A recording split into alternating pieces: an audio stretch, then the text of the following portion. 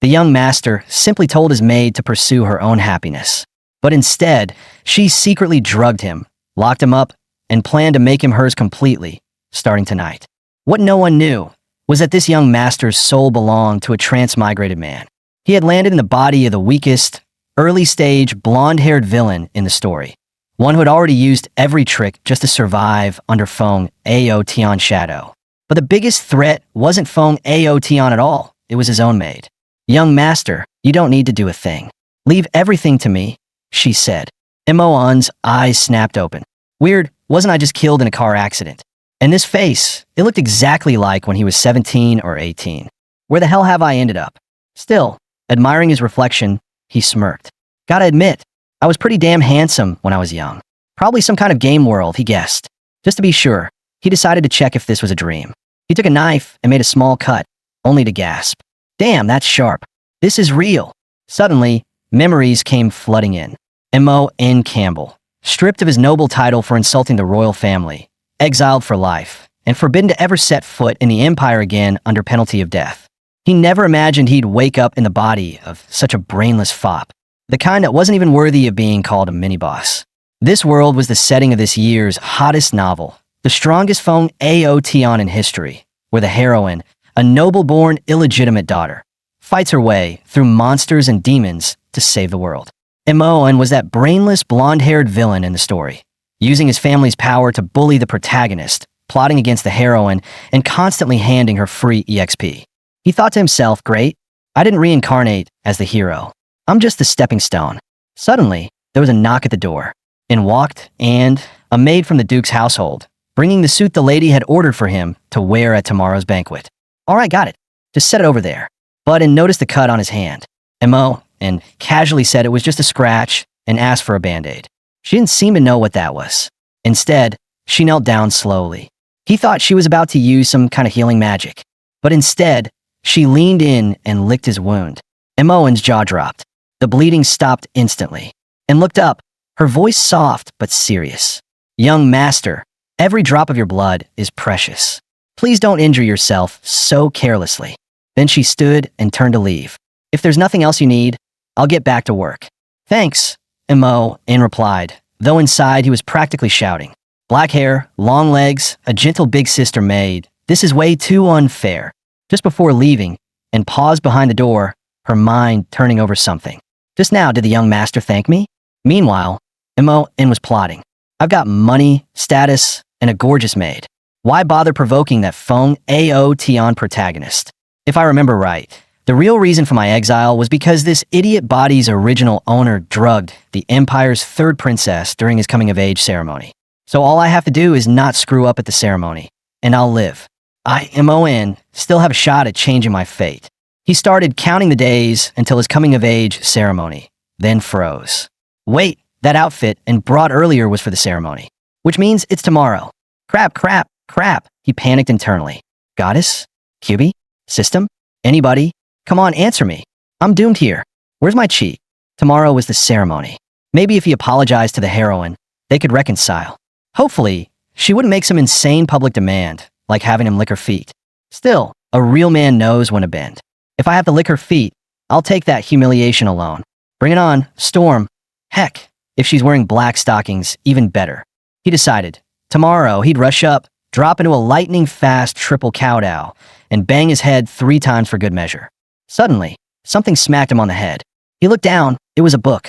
Could it be his cheat had arrived? He clutched it excitedly. Huh, heaven hasn't abandoned me. Sure, I might be a disposable villain, but with a cheat, that changes everything. Grinning, he opened it up. My fate is mine to control. Watch me turn the tables. But as soon as he flipped it open, he froze. It was completely blank. Frowning, he thought, maybe it needs some special way to activate. Since this was clearly a Western European-style world, he pricked his finger and let a drop of blood fall onto the pages. Instantly, a strange, ominous energy spread from the book. Weird, what's happening? The next moment, Moen collapsed into unconsciousness. In a haze, he realized he was tightly bound, his body covered in wounds. Just as he wondered where he was, a woman suddenly appeared before his eyes. Finally awake, she said. I've been waiting for you for a long time. Moen flinched at the slightest movement, pain shooting through his body. Pain? Of course it hurt. But what she didn't know was that at this moment, his heart ached even more. You shouldn't be like this, the voice continued. You were once wicked, brutal, selfish. You were meant to bring pain, not forgiveness. Only that way, you'd be mine, and mine alone. You've changed, she whispered. But it doesn't matter. No matter how long it takes, I'll purify you with love and then carve you into pieces. That way, we'll be together forever, life or death. And Moen jolted awake. What was that? A dream? But the sensation of skin against it felt far too real. He remembered, right before passing out, that strange book had drained a frightening amount of his blood. If this was some kind of cheat item, was that just a prophetic dream? And if so, what had he done to deserve being sliced apart like that? Just then, strange words appeared on the page. Do not change. For the sake of destiny. The words stabbed straight into his mind. Was this a warning? Don't try to alter the original plot, or that grisly ending would become reality. So, to survive, he'd have to walk willingly into destruction. But then he remembered the original ending wasn't that bad. That spoiled rich kid was only exiled in the end. And he was a transmigrator, a battle-hardened corporate warrior forged in the flames of 996 overtime culture. The book never explained what happened after Moen's exile. So why not use his own wits to start fresh and rise again? As a proud, true-born socialist warrior, Moen believed that even in another world, he could still walk with his head held high. He then dug in without restraint. Damn, in his past life, he'd never tasted steak and wine this fine. These decadent nobles, and yet so delicious. His mother, Noyes, found it odd. Why is Moen eating so happily today? His father, Lan chuckled. He must be looking forward to tomorrow's coming-of-age banquet. Yes, father, mother. I'm very much looking forward to it, Moen replied. My son will be the most dazzling presence at the banquet. Who knows how many young ladies will fall for him? His father boasted proudly, but he quickly reminded his wife, we can't forget he's already engaged. If Princess Alicia gets jealous, that could be trouble. His mother scoffed. I don't like that cold princess anyway. Moen could only smile bitterly. How much faith did these parents have in him? That was Princess Alicia, the Empire's third princess, blessed by the gods as the child of pure white, the most beautiful woman in the Empire, and a top contender for the throne. Your son is nothing more than a small fry. The only people who treat me like a treasure are the two of you. In the original story, his parents were good people, but unfortunately, they had a son who, on his coming-of-age day, dragged the entire Campbell family into ruin. He needed a plan. If he couldn't change his own fate, no one said he couldn't change someone else's. Looking at the bigger picture, drugging the princess wasn't the real reason for exile. The real blow came when his father, who held military power, was accused of treason and pulled into a deadly power struggle. So, if the ending was going to stay the same, he had to pull the Campbell family out as a shield and pin the blame on the real mastermind. And when it came to finding the perfect scapegoat, there was only one place in this world that could make it work. Lost in thought, he turned a corner and saw a half-asleep maid walking toward him. They collided head-on, and the tea she was carrying for the lady of the house spilled all over the floor. And Moen quickly apologized.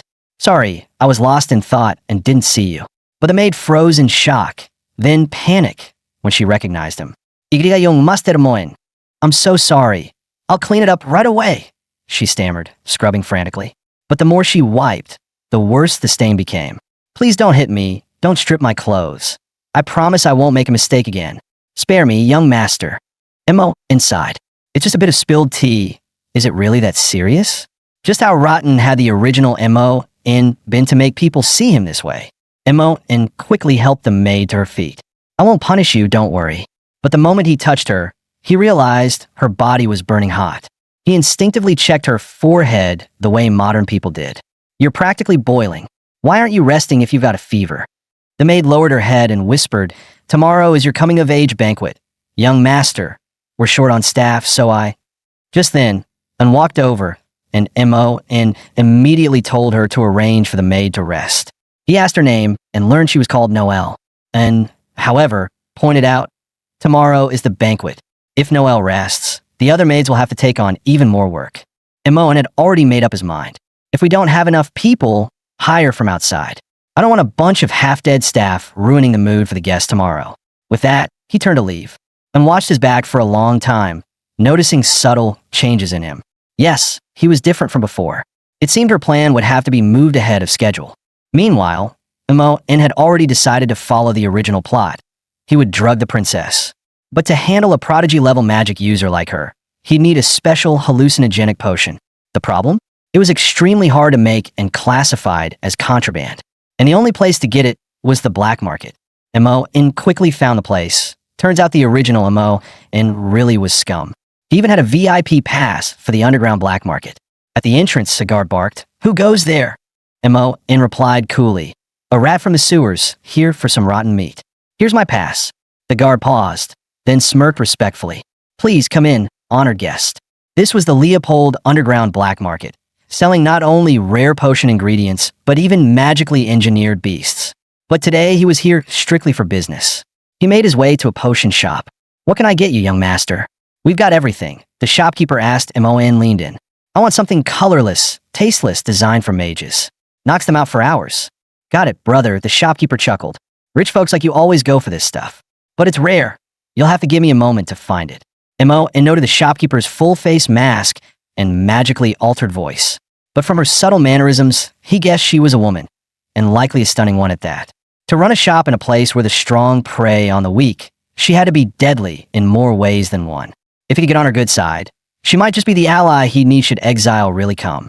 Just then, a new customer walked in, asking for a special knockout potion. Not just any kind, but one that hit hard and left no trace. The shopkeeper raised a brow. Potions like that rarely had buyers. Today was turning out to be unusual. Moen caught a faint, elegant scent from her and noted her graceful figure. A woman? Looking for this kind of thing? Most likely she had someone in mind. Whoever her target was, they were in for a very bad night. The shopkeeper produced 2 small vials.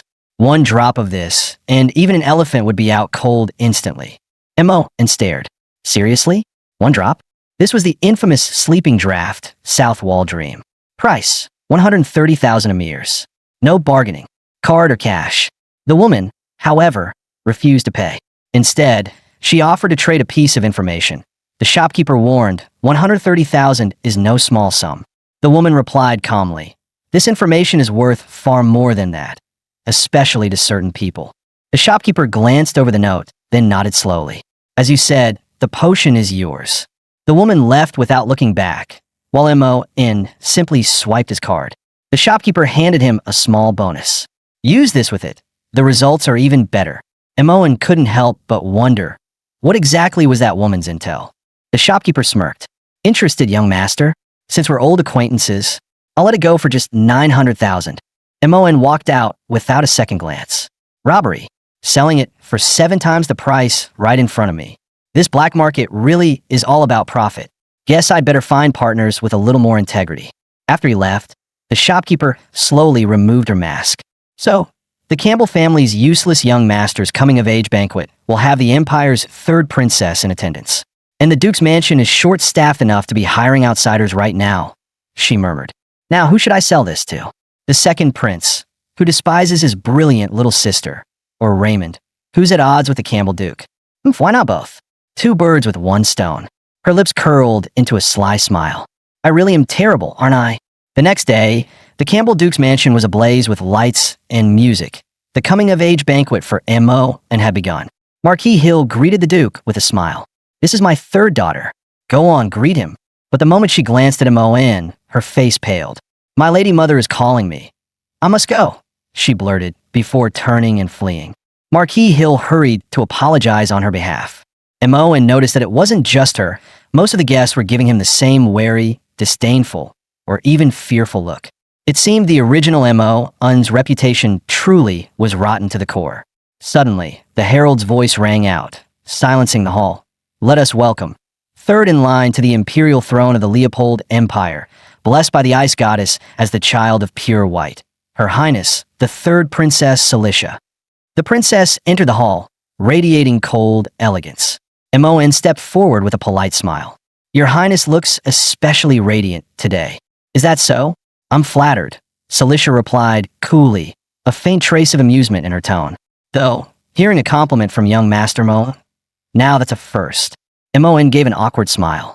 "Your Highness makes it sound as if I'm some loose-tongued, ill-mannered rogue." The princess's gaze sharpened, her voice serious. "Am I wrong? Moen politely suggested.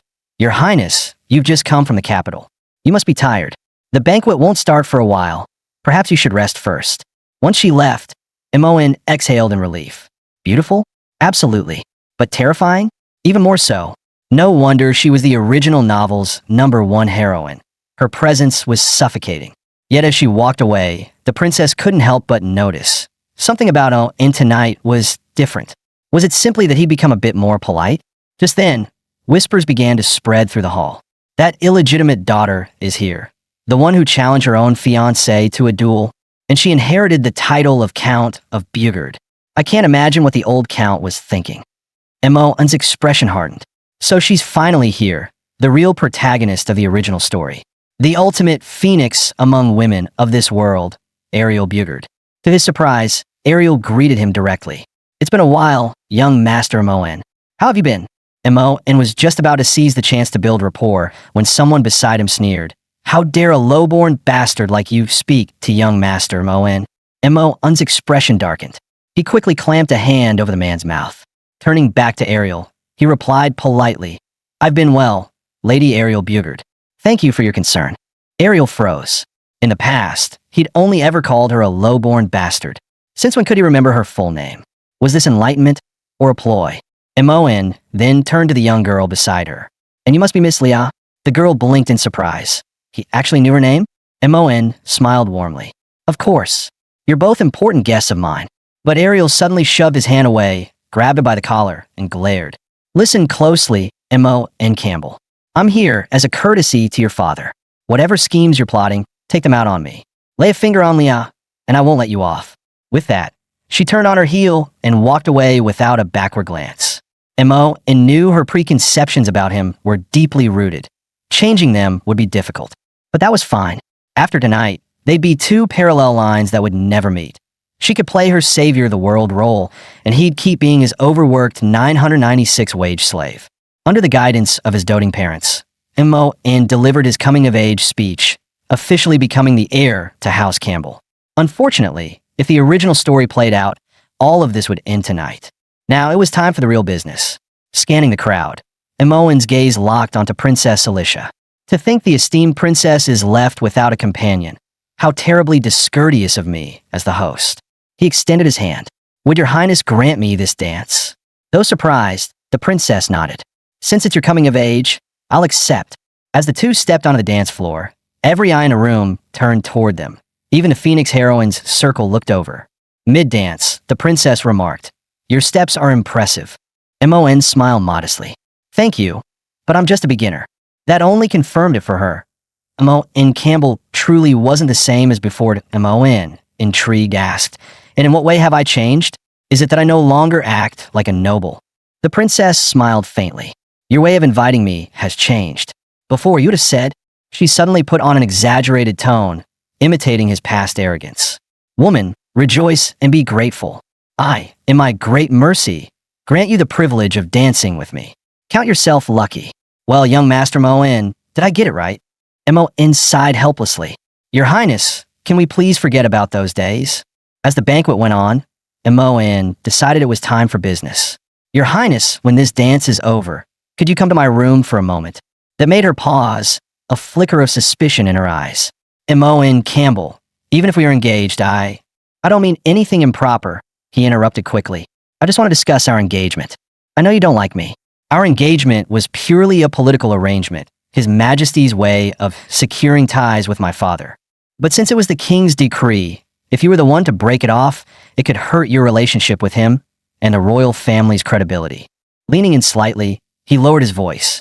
I think we're on the same side here. Maybe if we work together, we can find a way to end this engagement with both our dignities intact. What do you say, Your Highness? The princess nodded. You're right. This is something that should be discussed between the two of us alone. Moen grinned inwardly. Bingo. Sorry, Your Highness, but for the plot to move forward, I have to do this. To his surprise, the princess asked, Where's your room? Before he could answer, she grabbed his hand. Forget waiting for the dance to end. Let's go now. Nearby, two maids exchanged glances. Looks like she's going with that spoiled young master. Time to move, quickly. This is, after all, the Lionheart King's domain. Moments later, Moen and the princess entered his room. He produced a bottle of red wine, but she refused. It turned out she couldn't touch alcohol at all, not even a drop. Moen froze. That potion is bright red. If she won't drink wine, how am I supposed to slip it in? He quickly suggested, then how about some black tea? Tonight we only have wine and tea. After a moment's thought, the princess agreed. All right, I'll brew it right away. The princess tilted her head. Is making tea really something to be that happy about? And Moen calculated in his mind. 1 drop can knock out an elephant. For a magical prodigy like her, 2 drops should be fine. As for that bonus bottle, I don't even know what it is. Better not mix it in. Suddenly, the princess appeared right behind him. What's taking so long? Started Moen Campbell. Just a moment, Your Highness. It's almost ready. To his horror, while brewing the tea, he'd accidentally mixed in the other vial as well. An extremely potent aphrodisiac. The princess sat back down to wait, and Moen let out a quiet sigh of relief. At least there was no magical fluctuation. Otherwise, he'd have been caught red-handed. Then he noticed the floor, scattered everywhere with spilled powder. His stomach sank. That powder had been part of his post-exile plan. Dilute it, sell it, and make his first fortune. Now it was gone. When he brought the tea over, the princess eyed it suspiciously. Why is this tea so red, and is it glowing? Moen's brain went into overdrive. It's a rare tea from the Eastern Kingdom. I believe it's called Dahong Pao. The princess gave him a pointed look. Then you should drink first, young master. Surely Your Highness doesn't think I tampered with it? Moen Campbell would never. You overthink, she interrupted. It's simply noble etiquette for the host to drink first. Reluctantly, Moen took a sip, only for the princess to suddenly snatch the cup from his hands. Yours smells better. You don't mind switching, do you? She took a single sip, and almost instantly her expression blurred. Her body swayed. Then she collapsed limply onto the sofa. Moen leaned in to check, secretly relieved. Thankfully, he'd spiked both cups. Still, this knockout potion was potent. But wait, the original story never mentioned the princess being unable to drink alcohol. Could it be that the original Moen had also slipped it into tea? Was this accidentally staying true to the script? Either way, he needed to set the stage. Once she was out cold, the Phoenix heroine should burst in any moment. Kneeling down, he gently tugged the princess's stockings down a bit, loosened the buttons at her collar, but thoughtfully kept her stomach covered so she wouldn't catch a chill. Then he shrugged off his own jacket. Perfect. Now, all that's left is to wait for the heroine to make her entrance. But 30 minutes later, nothing. According to the book, Ariel should have barged in by now to heroically save the princess and subdue him. Where is she? Moen racked his brain. Right. In the original, Ariel's dress had been accidentally soiled by a gravely ill maid. On her way to clean up, she stumbled upon Moen's despicable act toward the princess. Moen froze. That sick maid could have been Noelle, and he'd sent her away to rest earlier, meaning he'd just destroyed a key setup in the plot. Behind him, the princess stirred, eyes half open, slowly rising from the sofa. Moen didn't notice, still lost in thought, desperately searching for a way to salvage the situation. Stay calm, she's still dazed. There's got to be a way out of this. Then, an icy chill crept up his spine. Weird, why is it so cold in midsummer? Before he could turn, the princess's hand clamped onto his back. In the next instant, a surge of frigid magic exploded outward, splitting the entire sofa clean in two. As the princess closed in step by step, Moen frantically tried to explain. Your Highness, it's not what you think. Listen to me. But then he heard her muttering under her breath. So hot. My body feels so hot.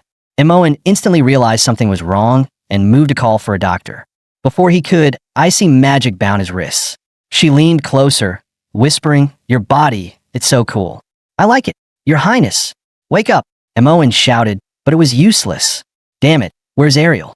If this keeps going, this fake scene is going to get way too real. The next instant, before he could react, the princess kissed him. Meanwhile, elsewhere, Ariel's day was going just as in the original. Her dress had been stained. Yeah, you clumsy fool. How could you spill cake all over me? As she turned to fix it, she sensed movement ahead. Who's there? It was the maiden, who bowed politely. My apologies, esteemed guest, but the area ahead is restricted within the Duke's estate. Please turn back. Restricted? What kind of place is it? Ariel pressed, and shook her head. That is a family secret. I'm afraid I cannot say. Then, noticing Ariel's soiled dress, she offered, Allow me to clean it for you. raising her hand, and cast a cleansing spell.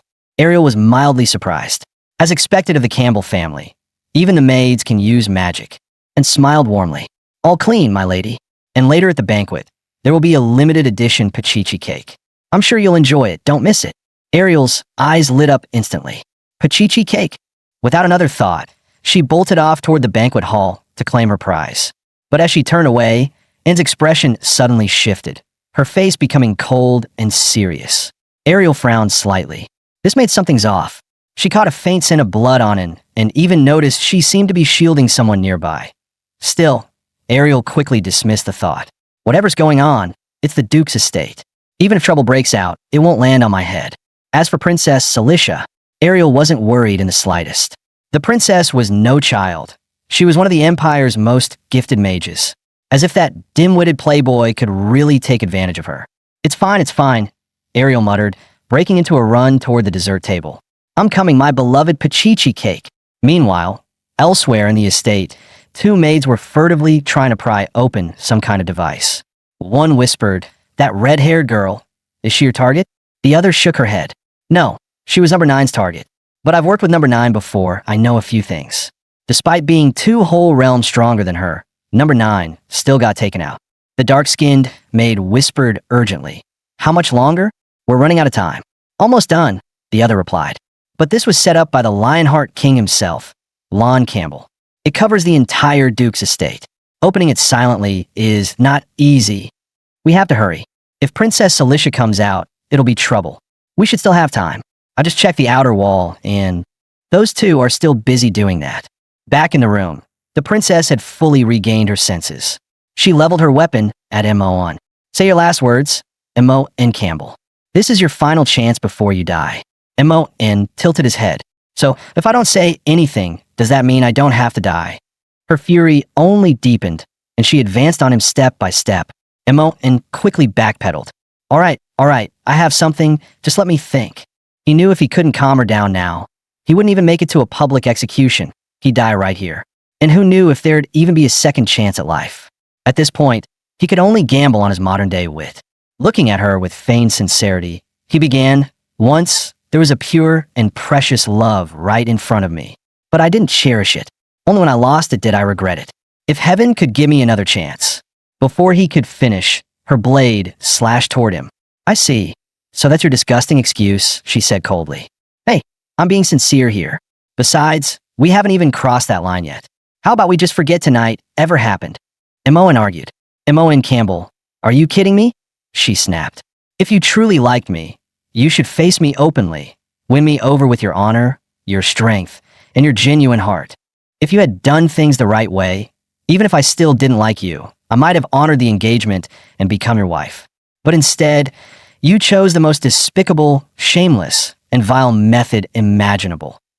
Tears welled in Celicia's eyes as she looked away, hurt. Seeing this, Moen decided to come clean, at least partially. I'm sorry, Celicia. Honestly, I was forced into this. All I wanted was an outcome. I never meant to truly offend you. Before she could reply, a knock came at the door. The princess's eyes narrowed as she seized Moen by the throat. Tell them to leave. Struggling to speak, Moen managed. This room is soundproof. They can't hear us, and we can't hear them. Celicia released him after a moment's pause. Fine, I'll spare you for now. Put on your clothes and answer it. As he dressed, Moen's thoughts churned. Great. 3 paths left for me. Get killed by Celicia, get executed by the furious king, or end up like in that dream, sliced into pieces in the dungeon. Nearby, the princess adjusted her disheveled attire, her expression still cold. Moen thought wryly, if it's the Phoenix heroine at the door, then it's already too late. What's the point of showing up now? But when he opened the door, it wasn't Ariel.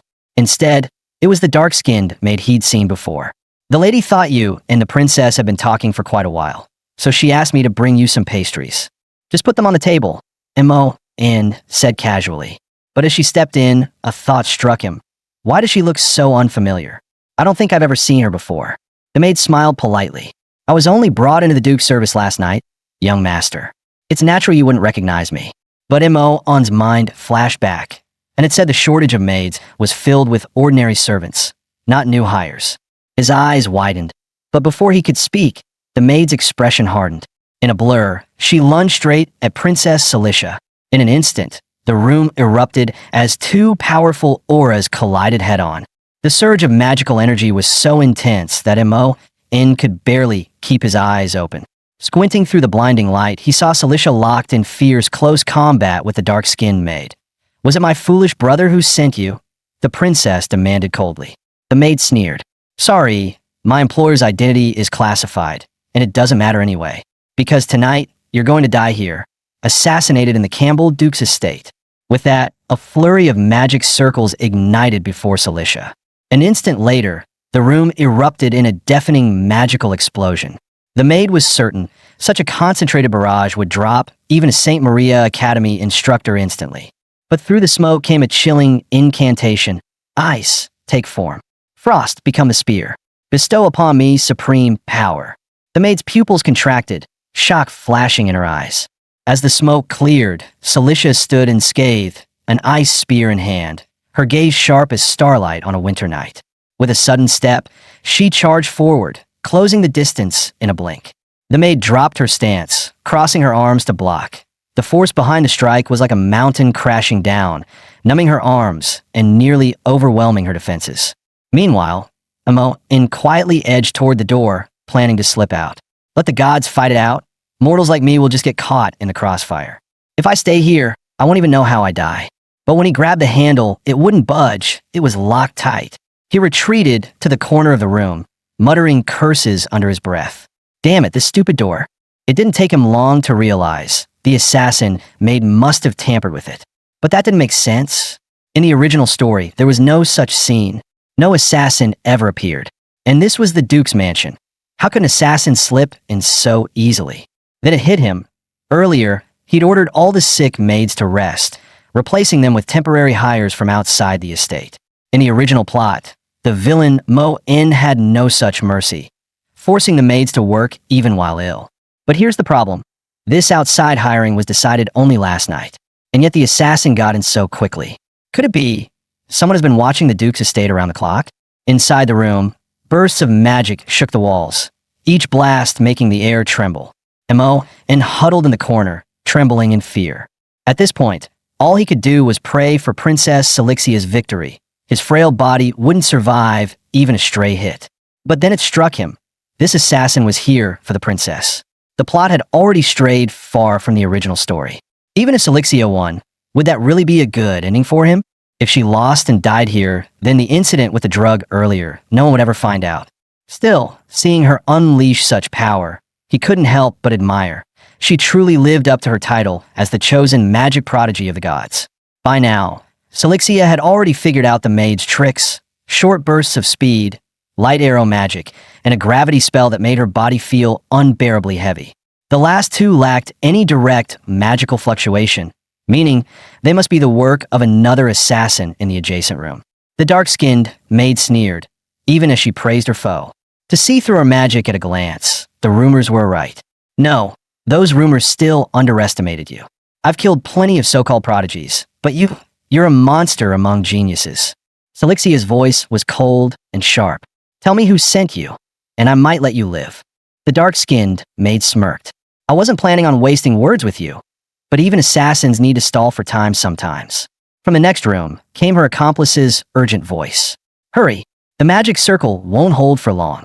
By now, the entire room had been sealed shut. The maid pulled a pitch-black vial from her pocket and began to chant. With the heart's blood of 100 children, I offer this sacrifice to the god of molten worlds, the lord of the red sun, the lord of withering. Cilicia instantly recognized it. This was a ritual of the evil gods. Dark, tar-like magic began to pour from the bottle. The glass cracked, releasing a sinister whisper. Grant us the power to suppress the fury of snow and ice. In the next moment, Cilicia's magic sword shattered, and a violent force flung her across the room. Evil priests, vermin from the sewers, dare show yourselves before me? She snarled. The maid's tone was icy. Vermin? To you perhaps. But, Your Highness, you're about to die at the hands of these very vermin. She lunged forward, driving her blade straight towards Cilicia's heart. The princess barely raised her dagger in time to deflect the killing blow, but the impact left her battered and bleeding, crimson, staining her dress. The dark-skinned maid sneered. Without your ice magic, you're nothing but a lamb to the slaughter. In a flash, she drove her boot into Silixia's side. The force of the blow sent the princess crashing into a corner. She was covered in wounds, struggling even to stand. Raising her sword, the maid's voice turned cold. "Time's up. Your head will be mine." But then she froze. Moen had stepped in front of Silixia, shielding her.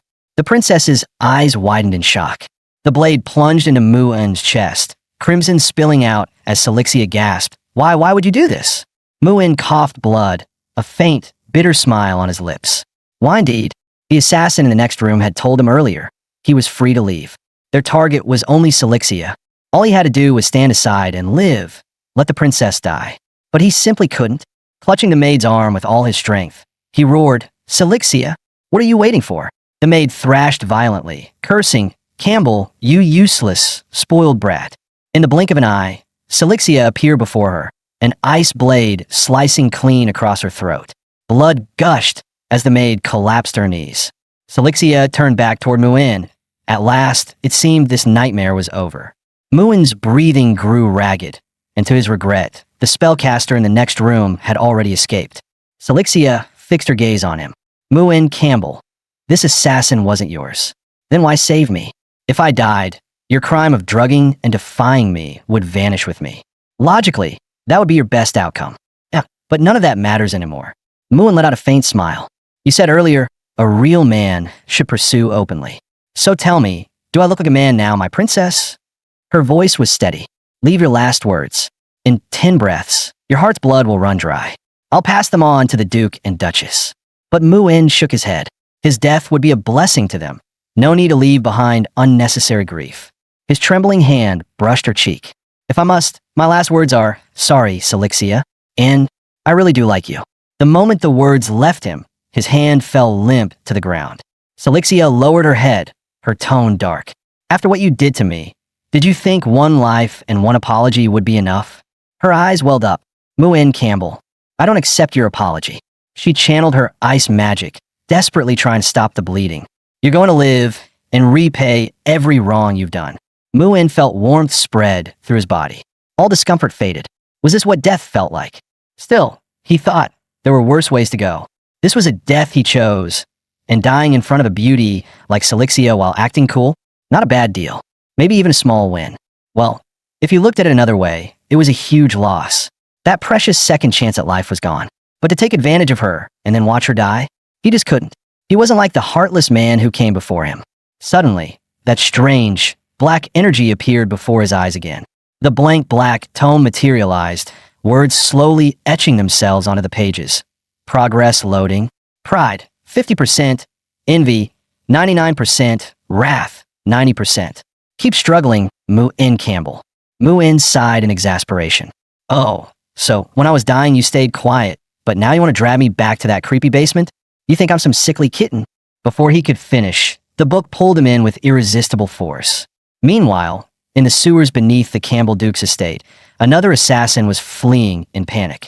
In hindsight, he should have killed Moen Campbell first. Damn it, he had been so close. Suddenly, a terrifying presence filled the air. "I think I heard someone say they wanted to harm my precious son." How'd it go again? A man appeared in front of him, and the assassin instantly recognized him.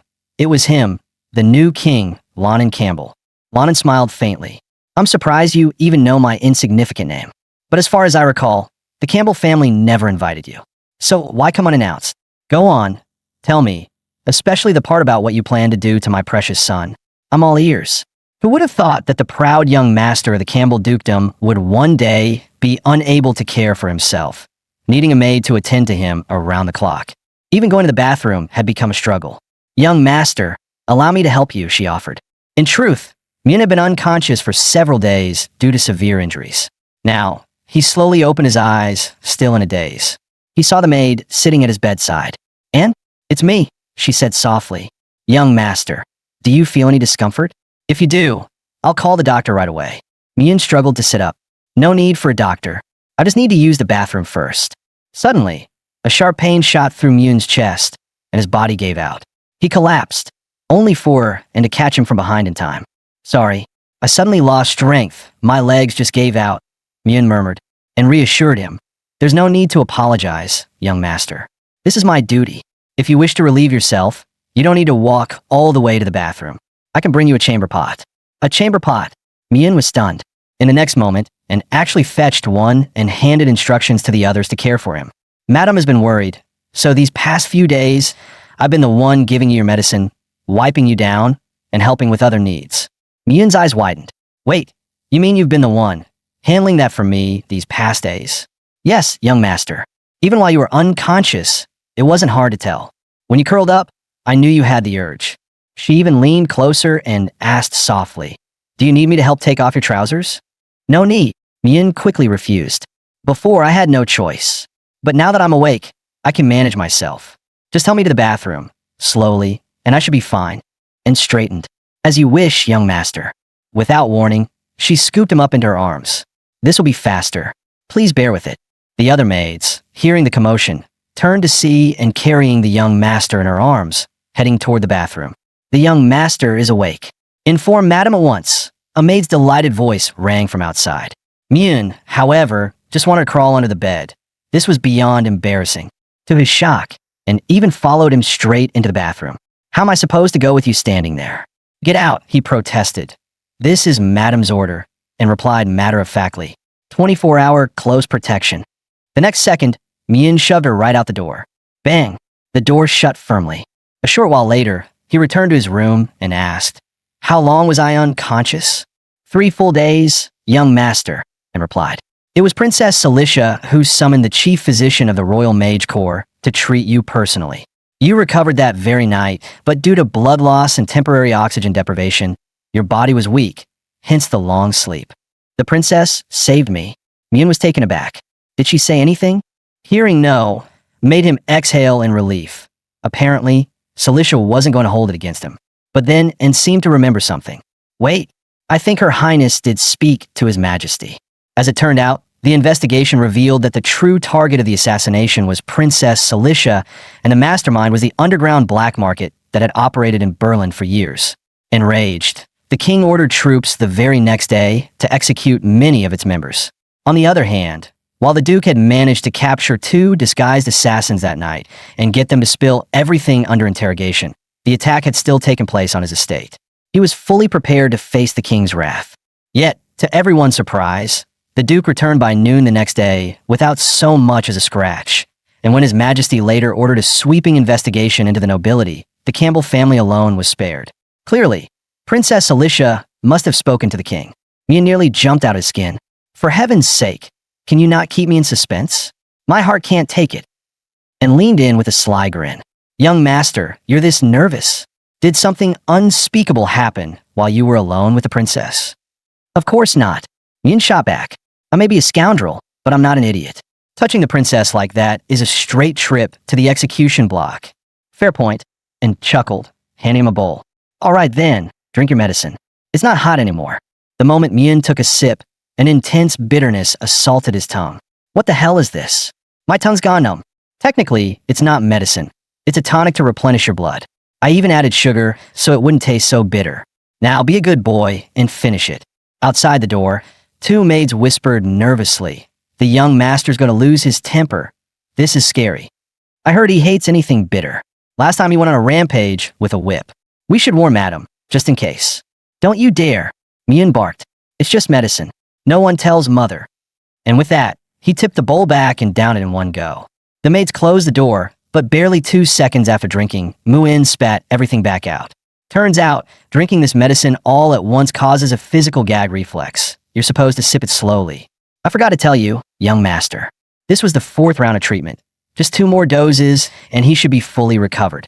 But to Moen, the bitterness was worse than death itself. Forget it. Why bother trying? Let the world just burn. Made and had thoughtfully prepared black tea and a pachichi cake. If that's not enough, call me anytime. I'll have Noel wait outside. Moen felt a warm rush in his heart. You've worked hard these past few days. I'll have my mother give you a raise. And nodded, saying she'd go report to the madam and the duke so they wouldn't worry. Before leaving, she added, by the way, the palace sent a letter this morning addressed to you. I'll place it on the cabinet. Read it when you have time. A letter from the palace? Moen wondered. Could it be from Princess Cilicia? Suddenly curious, he called and back. I have a question. How did you get me to drink something this bitter? Pachichi desserts. I could eat 10 of those even unconscious. But this medicine, no offense, I'm just curious. There's no feeding tube or anything here. And lightly touched her lips and smiled. Exactly as you guessed, young master. I know you can't handle bitterness, so I kept plenty of sugar in my mouth. She closed the door and left. Moen froze. Wait, sugar? Hold on. Whose mouth are we talking about? Mine or hers? And sure enough, it was exactly what he was thinking.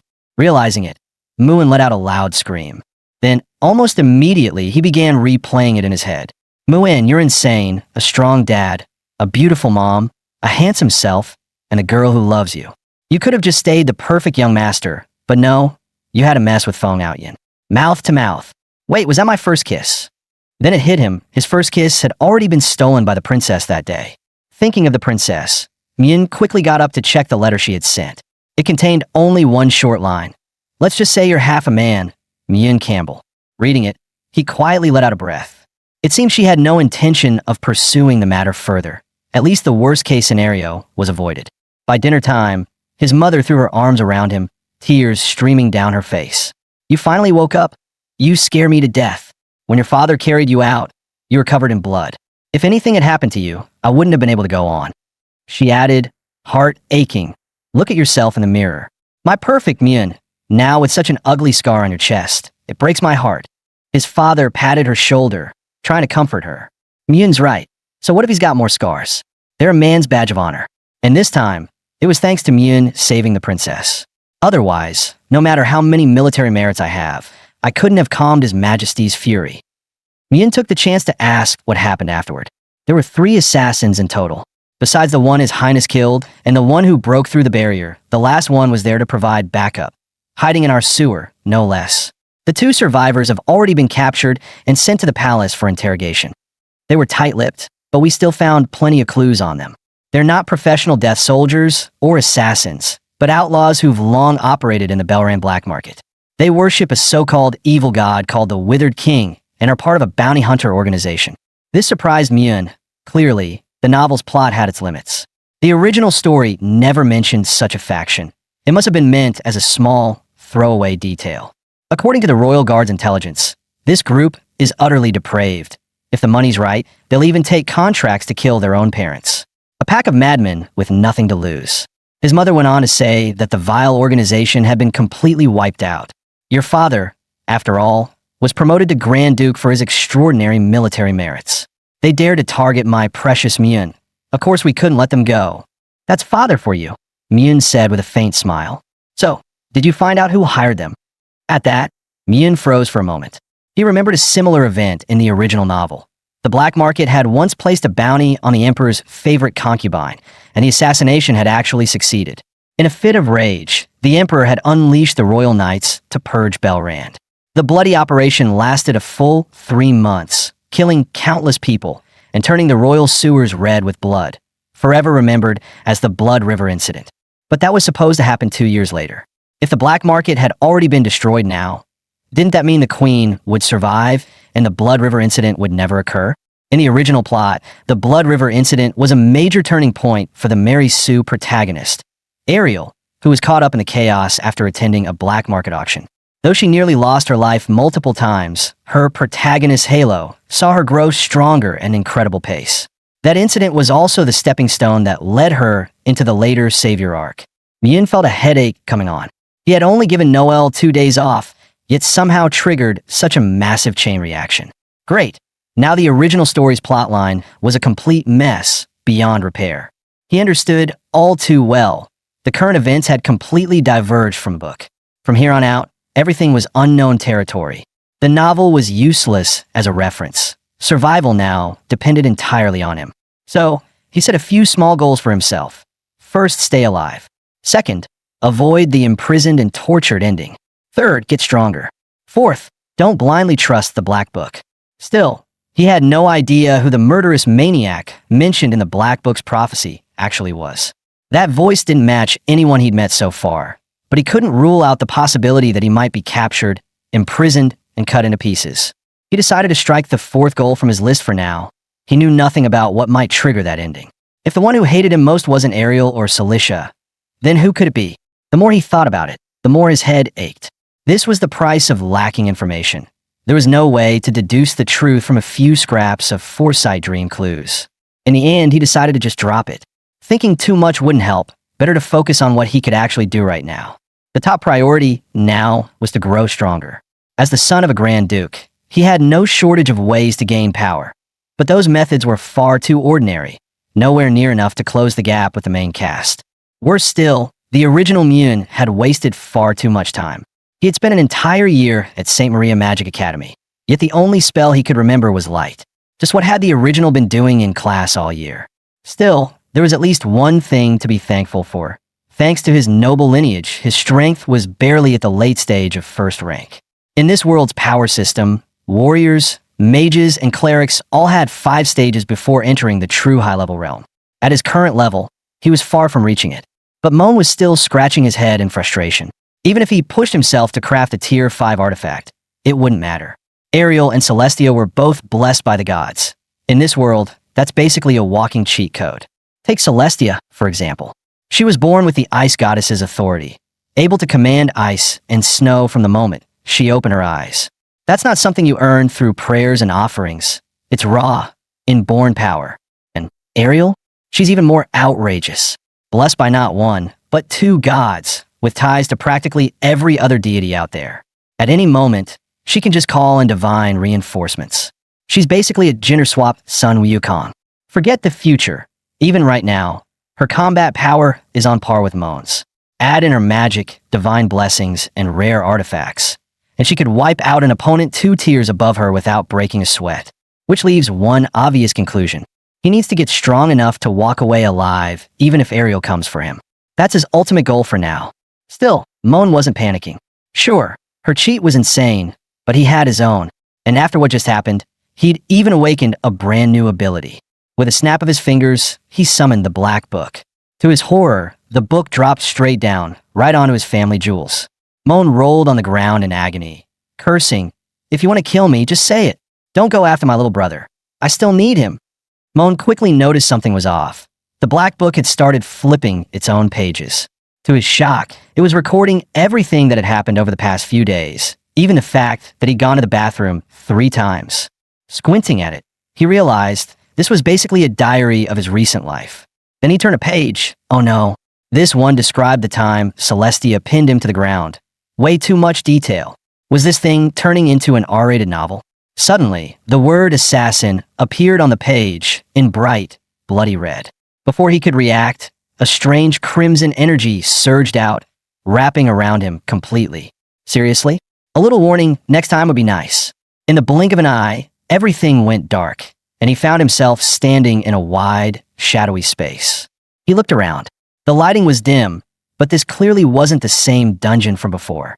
Could this be the inside of the Black Book? Then, a chilling killing intent flared up behind him.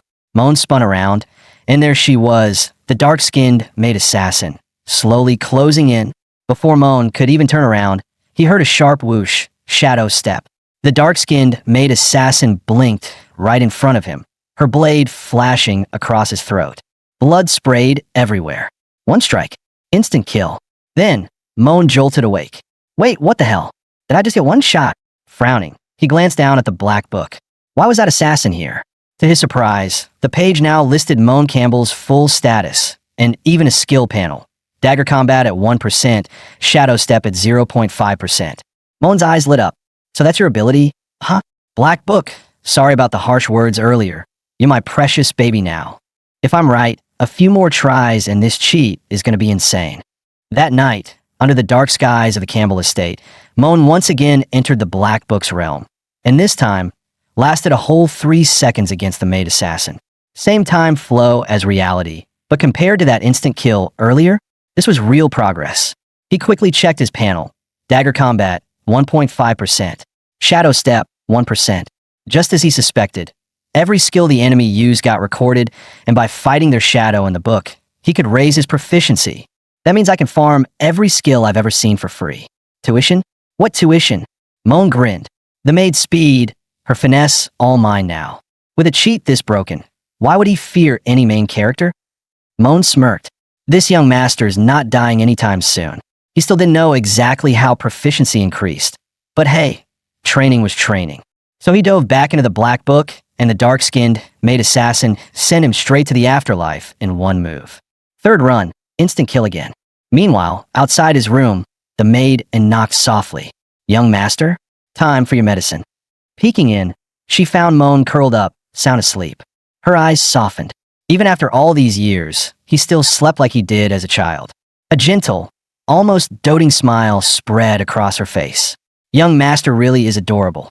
She cast a warming spell on the medicine, deciding not to disturb him. But in reality, sleeping Moen was inside the black book getting his family jewels kicked. Seriously? You're way stronger than me, and you still go for a low blow? Pathetic. He threw the covers back, cursed, then dove right back in. Not giving up till I land a hit.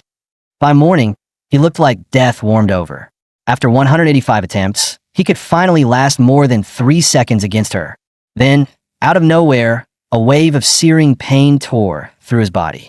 He jerked so hard, he knocked over the medicine and had left. Curling up on the floor, he hissed, "Damn it. You might not die for real in there, but the pain's exactly the same." He'd hoped to cheese the system, keep jumping in to avoid the death shock, but nope, not happening. 200 deaths later, and he'd almost been finished for good just now. Still, time to check the results.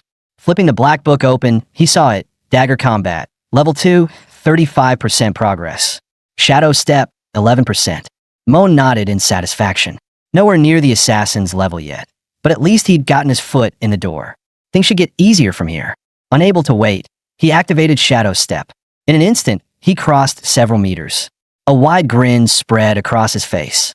It worked, but just as Moen was celebrating, a sharp, tearing pain exploded in his leg. He nearly jumped out of his skin. No one told me this move hurts like hell. How did that assassin fight Celestia with a straight face?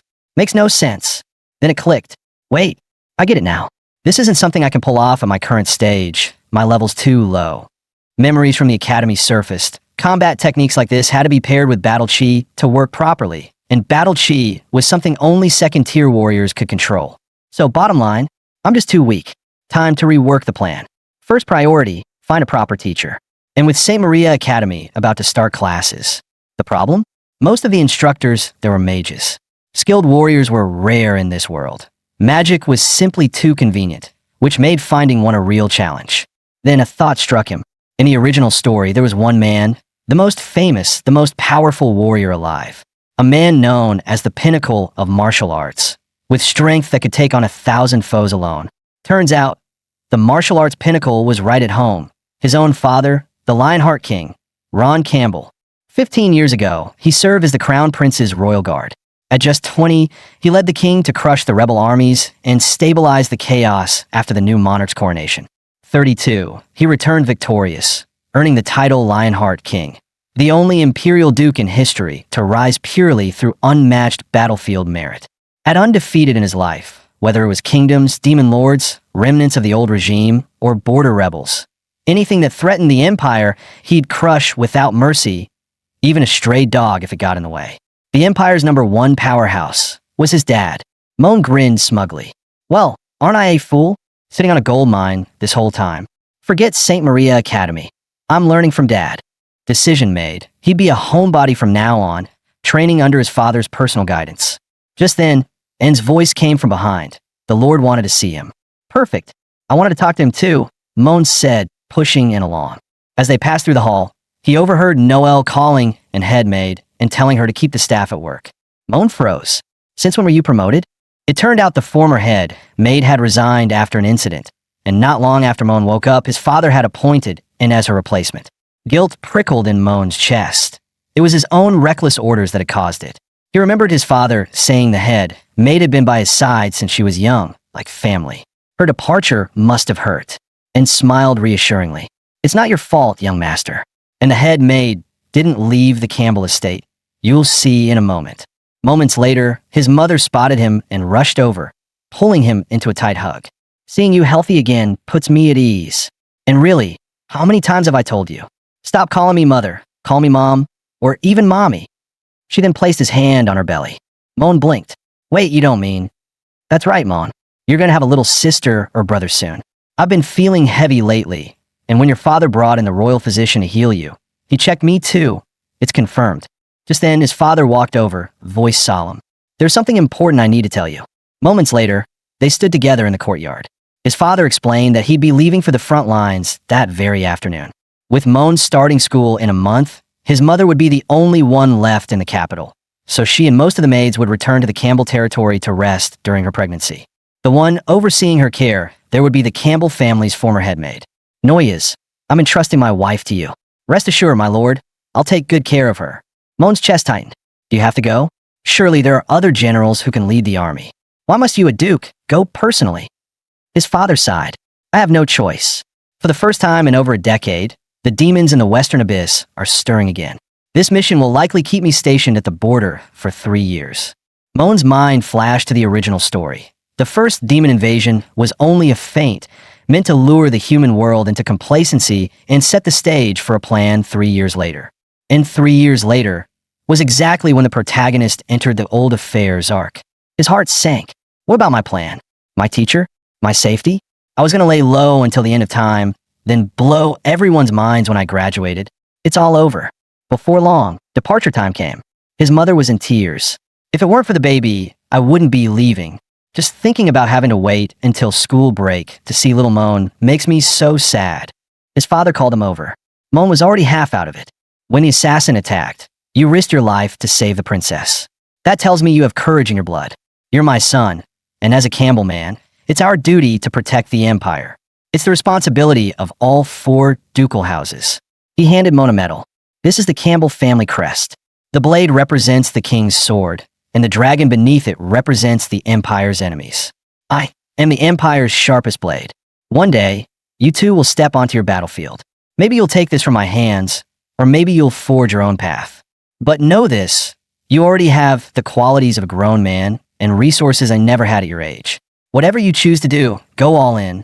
Before Moen could fully take in the heartfelt speech, his father suddenly pulled him into a hug and completely changed the tone. Now, on to the real question. What do you think of Anne? Do you like her? Moen chuckled. Anne's great.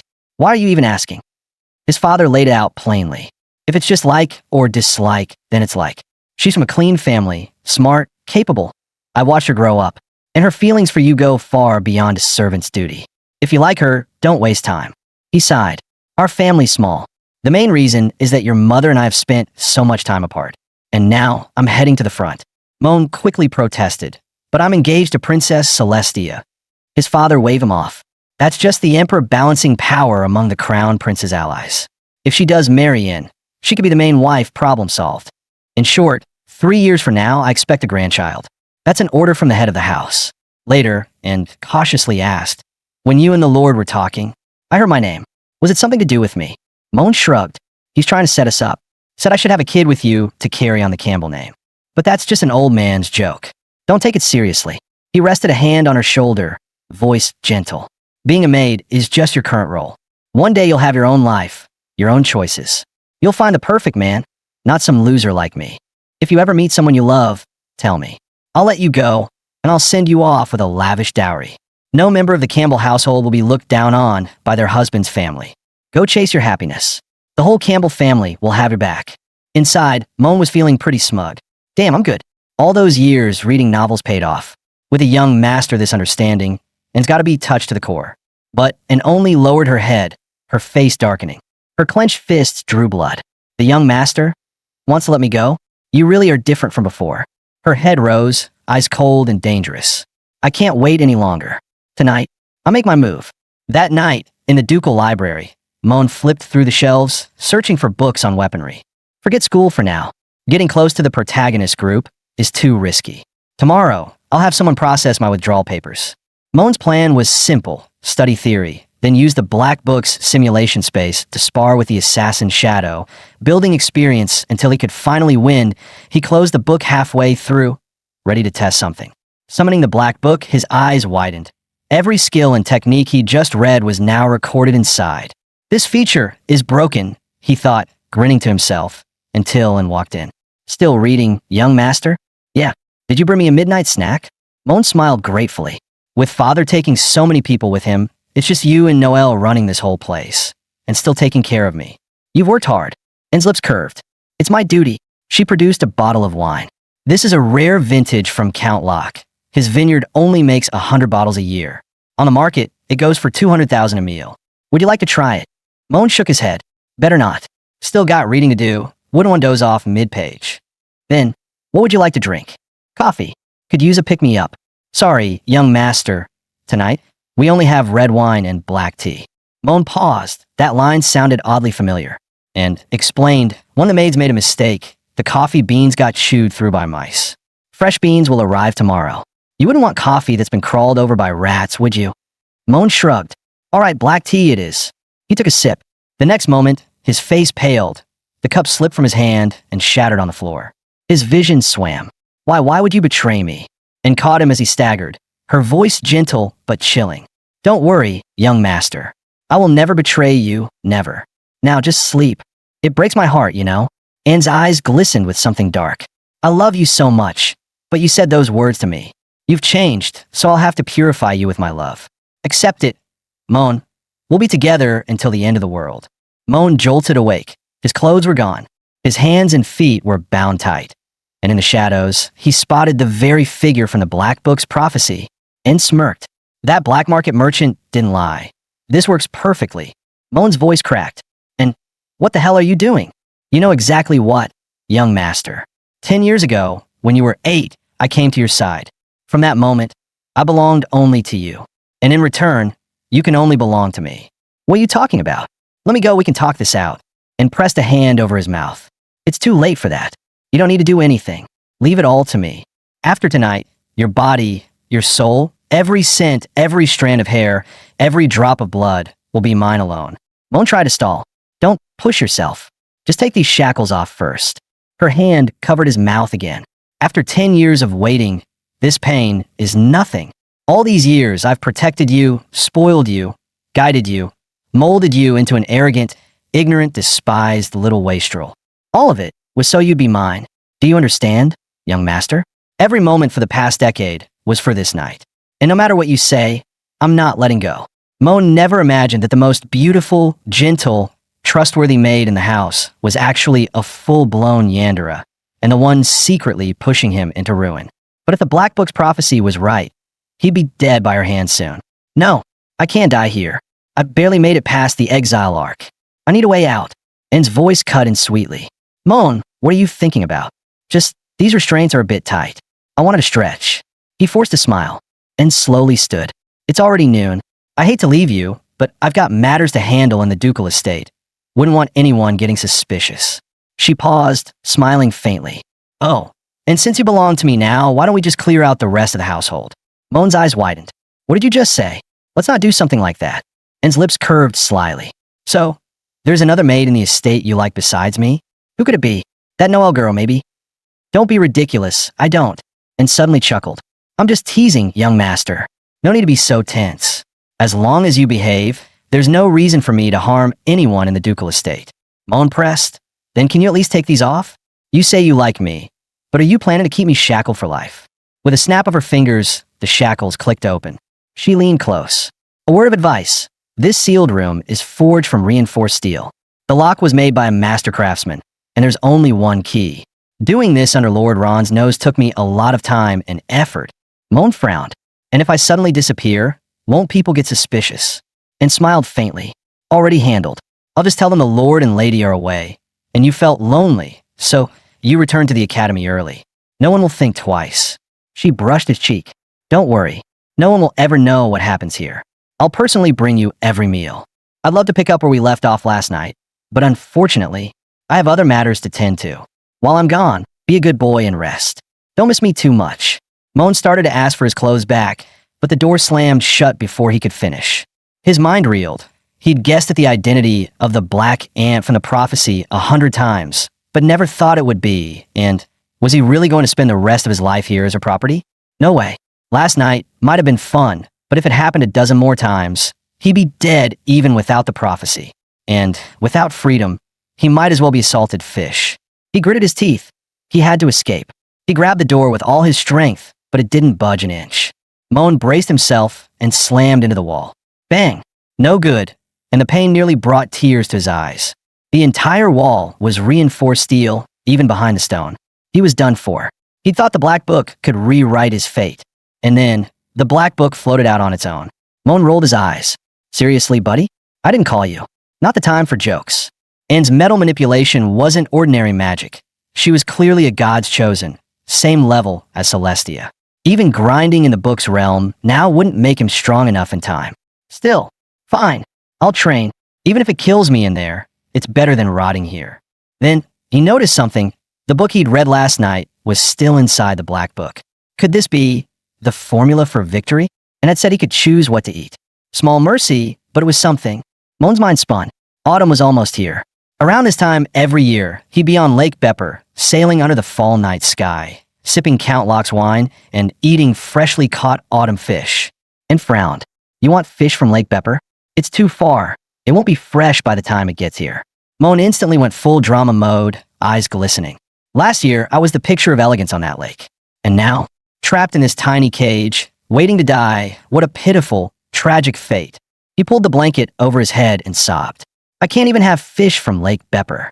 What's the point of living? I might as well die. Anne's jaw tightened at the sight. After a pause, she finally nodded. Moen grabbed her hand, feigning joy. Really? You'll get it for me. Yes, young master. No matter the cost. I'll bring you the freshest fish from Lake Bepper. Moen blew her a playful kiss. That's my dependable headmaid. You're amazing. Go get him.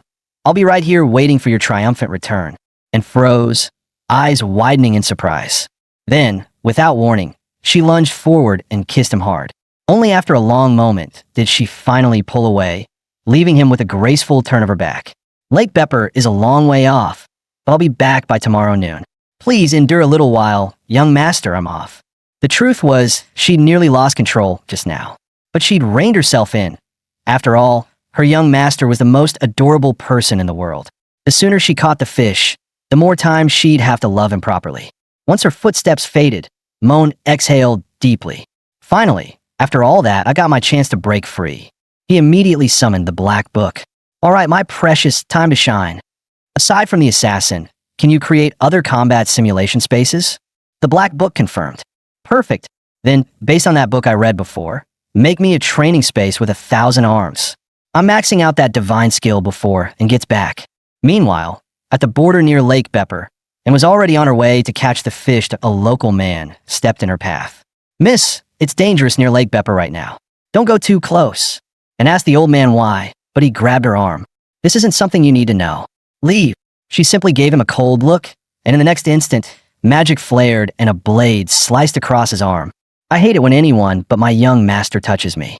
That cut was just a warning. Stop me again, and I'll tear you to pieces and throw you into the lake. Her eyes were ice. Now, what happened at Lake Bepper? The old man, rattled by her madness, spat. Fine. If you want to die, I won't stop you. He explained. The lake's ruler had awakened, confirmed to be a Dominion-class beast. A B-rank adventurer squad was already attempting to subdue it, so the area had been sealed off, and glanced toward the churning waters, sensing an ominous shift in the air. So, it's the Lake Lord causing this. The old man grunted, go home. As for stabbing me, 300 a meal will cover the treatment. But if you get in the adventurer's way, you'll regret it. She tossed him a pouch of a meal without looking back and strode toward the shore. Even knowing all this, you're still going? He called after her. What could possibly make you so reckless? Anne's lips curled. Why? Because I'm in love.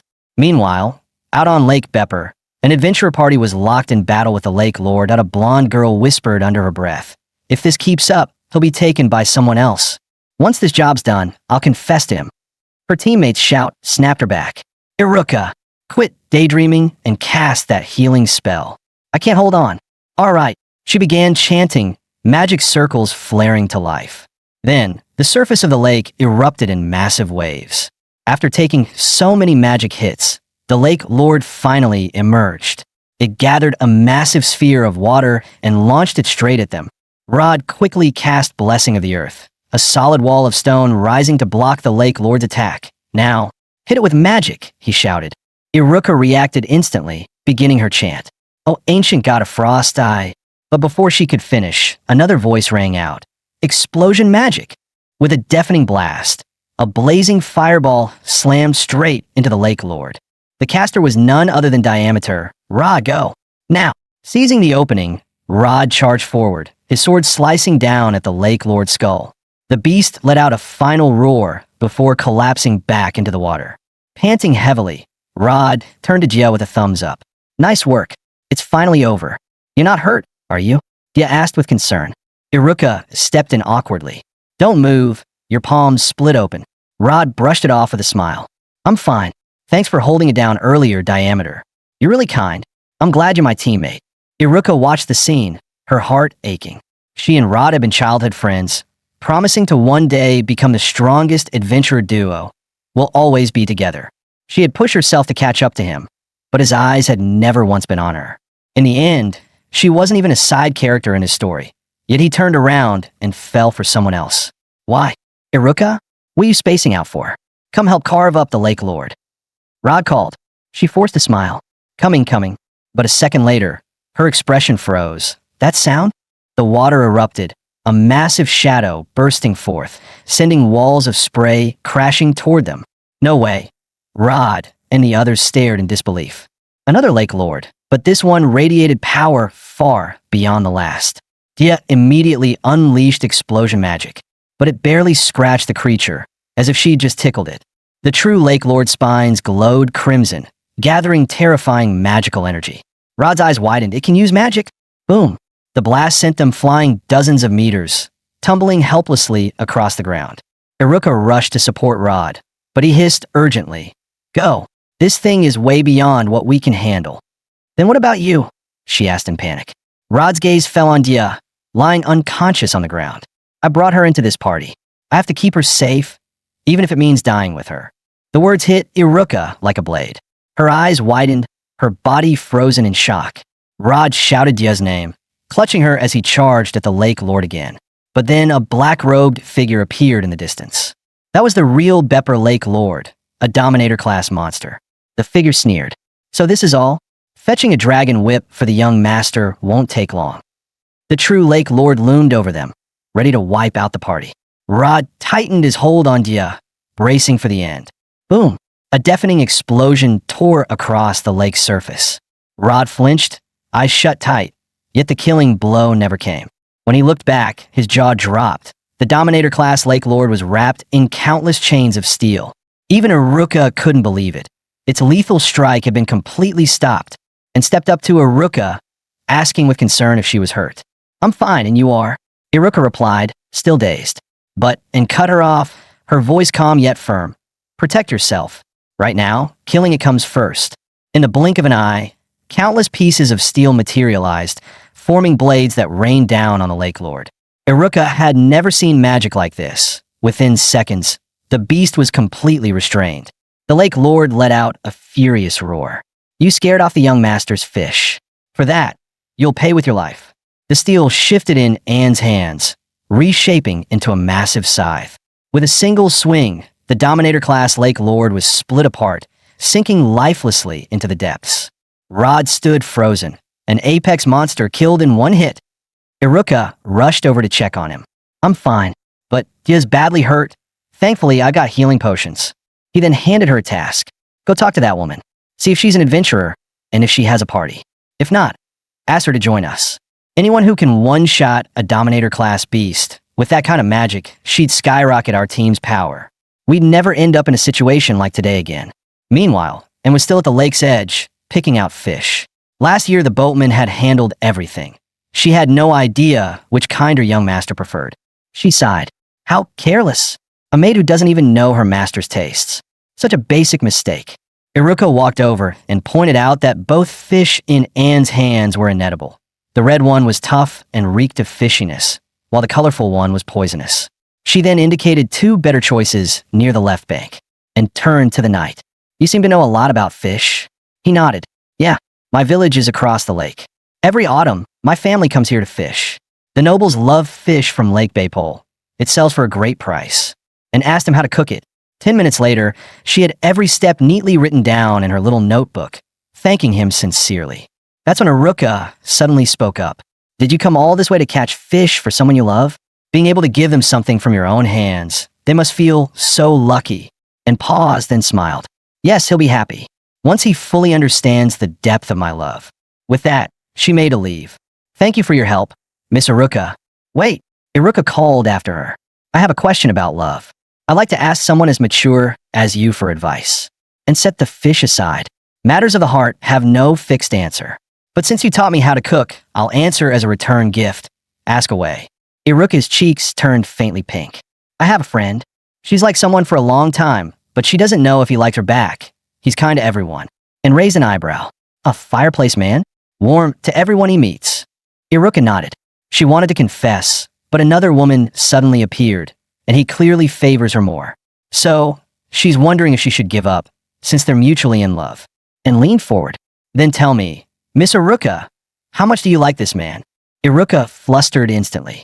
It's not me, it's my friend. Realizing she had been found out, Iruka finally admitted it. She had loved Rod for over a decade. And pressed further, how much do you love him? Enough to give up your own life. Without a moment's hesitation, Iruka replied, not just my life. I'd do anything for him. Even something the world would never forgive. Then you already have your answer, and said coolly. Iruka froze, unsure what she meant. If your love runs that deep, follow your truest desire. Give everything to the one you love, and leave no room for regret. With that, and wished her luck and left Lake Baypole. Iruka stood there, Anne's words echoing in her mind. Then, a sinister whisper coiled into her thoughts. Follow your heart. A sharp pain stabbed through her chest, forcing her to her knees. Her thoughts twisted into something darker. If I can give up morality, the law, even my own life for him, should I really let someone else have him? When she looked up again, one of her eyes glowed blood red. Her voice dropped to a venomous whisper. Rod could never be with anyone else, especially that wretched Diameter. If she died, that would be perfect. That sinister voice whispered again, so you understand now. Go, follow the deepest desires in your heart. Conquer him. Fight for him. Leave your mark on him. Make him yours alone. But Iruka hesitated. Rod wasn't just any man. The voice grew feverish. No matter how strong a man is, break his limbs, put a collar on him, and he'll be nothing but a dog at your feet. Don't worry, my child. I will grant you the power of absolute love. Just then, Rod noticed something was off. Are you all right? You collapsed just now. Did that woman do something to you? Iruka shook her head. No, miss, and didn't touch me. I just ran out of magic and got tired. I also asked her for you. She's a noble's maid, so she won't be joining our adventuring party. Rod sighed in disappointment. That's a shame. I wanted to thank her in person. Without her help, we'd have died in this lake. At that moment, Dia spotted something red on Iruka's chest. Wait, are you hurt? Iruka looked down and saw the mark for the first time. She quickly brushed it off. It's nothing, just a burn from the Lake Lord's lightning. Rod glanced around warily. Who knows if there's a third Lake Lord lurking here? Let's get back to the guild and report. Dia's injuries need treatment fast. Without another word, he scooped Dia up into his arms. Come on, we'll rest somewhere safe first, then head back. Dia's eyes went wide, cheeks flushing. Rod, why are you carrying me? She gave him a playful tap. Put me down, I can walk. But Rod refused. Don't be stubborn. You're light enough for me to carry all day. Besides, you got hurt saving me. You can lean on me a little more. Watching the scene, Iruka's expression stayed dark. The next moment, that sinister power surged through her again. By the next noon, at the Campbell Duke's estate, Moen was so hungry he was starting to question the meaning of life. That's when Anne finally returned. You're finally back. If I didn't see you soon, I was going to die. And blinked, a spark of hope in her voice. Oh, has the young master finally fallen for me and decided to give me both body and soul? Moen turned away with a huff. As if you were gone an entire day and night. Any later, and I'd have starved to death. And walked in carrying a stack of plates, saying he'd rushed back from the distant Lake Baypo just so the young master could taste the freshest catch. Moen's eyes lit up instantly. This smells amazing. And asked if he wanted it steamed or grilled. Moen quickly chose steamed, scooping up a piece of tender fish and held it out. Here, young master. Moen took a bite and was blown away. This is incredible. Aren't you going to try some? No need. This is all for you. Oh, and be careful. This fish is full of bones, and warned. Moen scoffed. Please, I'm not a kid. But the next second, his face froze. He really had a bone stuck in his throat. To his surprise, Anne suddenly lunged toward him. What are you doing? Kissing you, of course. While kissing, I'll pinch your nose and inhale. With my lung capacity, I can suck that fish bone right out. Moen stared in disbelief. You can't be serious. Kissing to get it out? Before he could finish, and had already gone in for it. Moen nearly lost his breath, but Anne finally managed to suck the fishbone out. Look, young master. Though a bit exasperated, Moen still thanked him. Just hand me the plate. I'm not getting another bone stuck. He went back to devouring the fish it brought. Wallen smiled, happy to see him enjoying it. This is amazing. No wonder it's one of the Empire's most famous delicacies. Moen sighed in satisfaction and grinned. So, shall we get to, that next? Moen feigned ignorance. That? Which that? Following Master Longin's orders, giving the Campbell family an heir as soon as possible. Moen waved his hand quickly. Not now. Don't tell me you're getting tired of me, young master? And frowned. Moen shook his head. That's not it. When impressed for a reason, Moen replied seriously. I just ate. Experts say exercising after a meal is bad for your health. Plus, you've been traveling all day. You must be exhausted. We're both not our best, so the child wouldn't be healthy either. You get me? And covered his mouth, blushing. So the young master is worried about my health? You could put it that way. Anyway, let's save it for tonight, Moen said, and nodded. Fair enough. But there's something else I need to report. On the way back, I passed through Savatisis City, a high-class town famous for its textile craft, making custom clothing for royals and nobles. She leaned in close to Moen's ear, lowering her voice. I bought something really sexy, made of your favorite black silk, a glossy one-piece, and it even comes with a little accessory. They say it's the hottest style in the underground dance halls, the bunny girl. Instantly, an image flashed through Moen's mind, glossy black silk bunny girl. But he refused to admit it. Young master is a gentleman. Who told you I like black silk? Don't talk nonsense. And, however, went straight for the truth. Have you forgotten? I've been your personal attendant all these years. That locked cabinet of yours hides quite a few risque paintings, especially the black silk ones. Haven't you noticed? Ever since you were old enough to remember, I've only worn black stockings. My whole wardrobe is black, all because of you. Hearing this, Moen realized he couldn't hide it anymore. I always thought that was just your personal taste. Fine, you win. I admit it, young master loves black silk. Loves it a lot, and found his honesty utterly adorable. She said she'd first take care of the work piled up these past days and told him to wait for her tonight. Moen replied that he'd take a nap in the meantime. But the moment and left, Moen began to move. Turns out, when eating the fish earlier, he had purposely saved a few bones. The black book showed it was now 3 p.m. based on the past week's pattern, and would likely finish her maid duties around 6, which meant Moen had only 3 hours left. Still, that was more than enough time. He hurried to the door of the secret room, slipping a fishbone into the keyhole. It was time to unleash his ultimate skill, max-level fishbone lockpicking. But the next second, Moen froze. This wasn't just any lock, it was a legendary 12-star lock, with a staggering 12 pins inside. According to lockpicking principles, once the fishbone was inserted, every pin had to be pushed into the exact position corresponding to the key. If even one was off, all the pins would instantly reset. Worse, the fishbone was fragile. If the pin snapped back, they could easily break it in half, ruining this improvised key for good. And he only had 4 fishbones with the right length and hardness. Even more terrifying if he failed and would definitely notice the broken fishbone stuck in the lock. And then, this trick would never work again, which meant there was only one chance to escape this cage. Just one. Failure was not an option. After an hour and a half of grueling work, Moen collapsed to the floor, still no luck. To the craftsman who made this lock, I sincerely wish you health, wealth, and damn it, you're driving me crazy. Grinding his teeth, he summoned the black book to check the time. 5:30 p.m. Only about an hour left before and returned. And now, he had just one fishbone left that was the right length and hardness. But that was fine. He'd already gotten the feel for the first 10 pins. This last chance, he would succeed. Taking a deep breath, he readied himself. Fishbone lockpicking technique, full power. Meanwhile, in the kitchen, and was preparing dinner with Noel. Noel took one sip of the Baypole Lake fish soup and instantly melted. This is incredible. As expected from Baypole Lake fish, best soup I've had in my entire life. And smiled, thanking Noel for the help. Not only was dinner ready an hour earlier than usual, but the flavor was richer too. Noel quickly waved it off. Nah, I just helped out a little. It's all thanks to your seasoning and... Still, he tilted his head curiously. You've been learning new recipes lately, right? And with the master and madam away, and the young master off at school, it's just us here. Before he could finish, Anne's face turned dark. Plus, you've been taking portions of the meals away after cooking. And lately, it's been nothing but fish. His eyes flicked to the 2 knives on the table. both now in Anne's hands, her posture almost predatory. I've got it. You must be secretly keeping a pet here, right? My guess it's a cat. Indeed, young Master Moen never liked pets, saying their fur would get everywhere. That's why the estate had never kept any animals. Secretly raising one would be against the rules, and, as headmaid, and couldn't just say it outright. She gave a faint smile. Can you keep this a secret for me? Noelle agreed, adding that she loved cats too.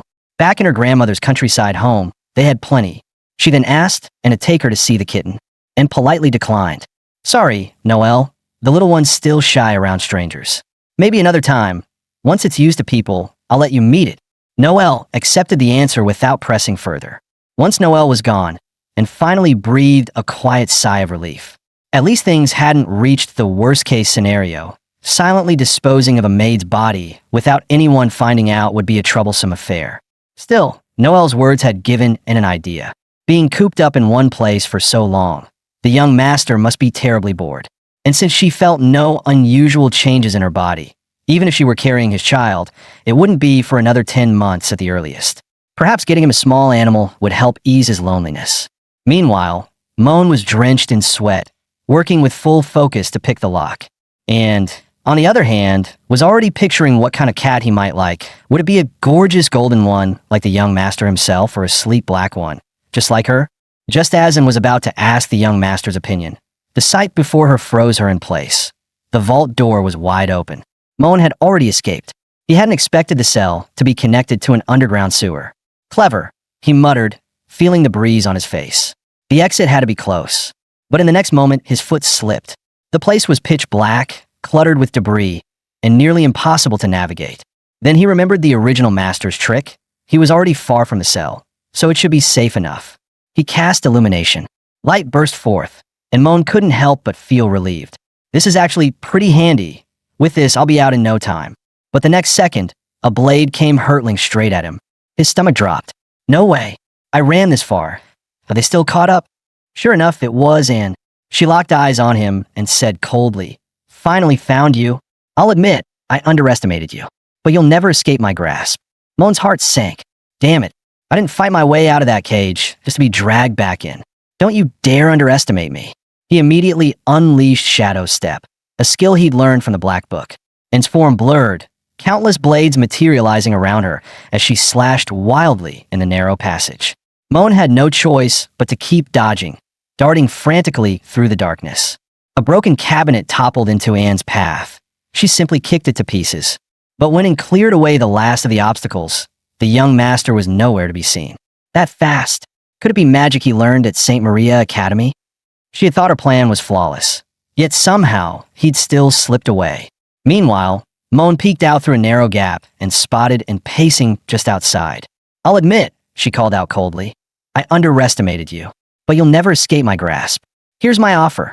Come out on your own and return to me, and I'll forget this ever happened. Otherwise, she didn't finish the sentence. Instead, she smashed a nearby wooden cabinet into splinters with a single kick. Crouched in the corner, Moen trembled. His resolve to keep running began to waver. Maybe it's not so bad to give up. Being locked up means free food, free clothes, and a beautiful girl waiting on me. Sure, no freedom, but better that than losing my life. And, unable to sense any movement in the air, frowned. Is he not even here? Without hesitation, she pressed on deeper into the passage. 10 minutes later, Moen finally exhaled in relief. Looked like she was really gone, though his heart was still pounding from the thought that he'd nearly died just moments ago. Thinking and had chased outside, Moen seized a moment to open the cabinet door, only to freeze, sensing something was wrong. A cold, predatory gaze slipped silently into the room, and had doubled back. Thankfully, she hadn't spotted his hiding place. Must have been my imagination. He's probably already far away. What a shame. I need to find the young master quickly, she muttered. With that, and finally left the area. Moen, however, had already fainted from sheer fright. Outside, rain began to pour in sheets. Suddenly, the Black Book tumbled from a shelf and smacked him on the head. The jolt brought him back to his senses. Heart still pounding, he cursed inwardly. Damn it. She pulled a U-turn. Lucky I passed out. Otherwise, I would have been scared shitless. He quickly assessed the situation. It had been half an hour, but there was no way to tell if, and was still searching outside or lying in wait at the exit. Staying here was just as dangerous. He decided to gamble, activating Shadow Step and sprinting at full force. Before long, he reached the exit. Moonlight washed over his face, and Moen's eyes stung with relief. This is freedom. In the next heartbeat, he clamped a hand over his mouth. He'd almost shouted aloud. Now wasn't the time to celebrate. It could be lurking nearby. He needed to get far, far away from the capital. Ignoring his exhaustion, he pushed on. The look of fury on Anne's face still burned in his mind. He knew he'd barely escaped with his life. If she caught him again, the Black Book's grim prophecy might very well come true. After 2 days of non-stop running, Moen reached the Belran Plains. 2 days and nights without rest had finally taken him beyond the capital's borders. Morning sunlight spilled over the horizon. The scent of fresh grass carried on the wind. For the first time in days, he let his guard drop, just a little.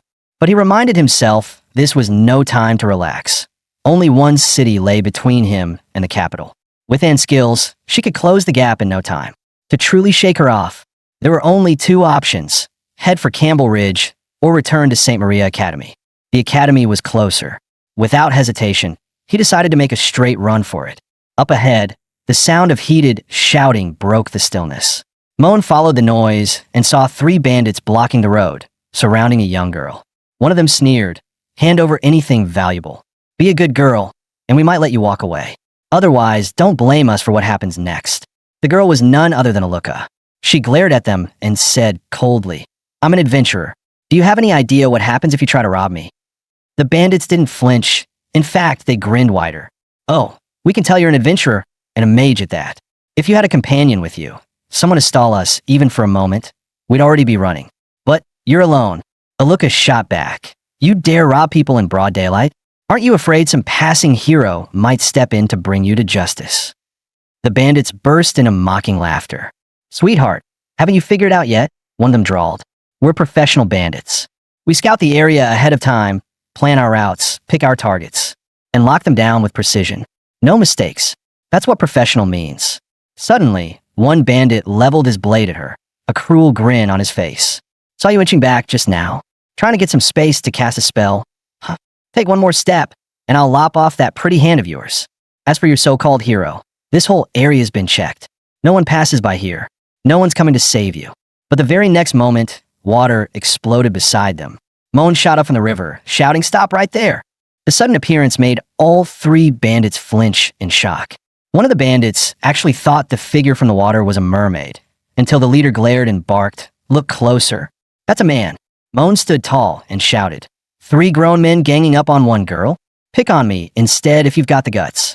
To his horror, the bandit leader replied instantly, "All right." The quick agreement sent a cold shiver down Moen's spine. That was way too fast. The leader then waved at Aluka. "You can go." Moen panicked. Wait.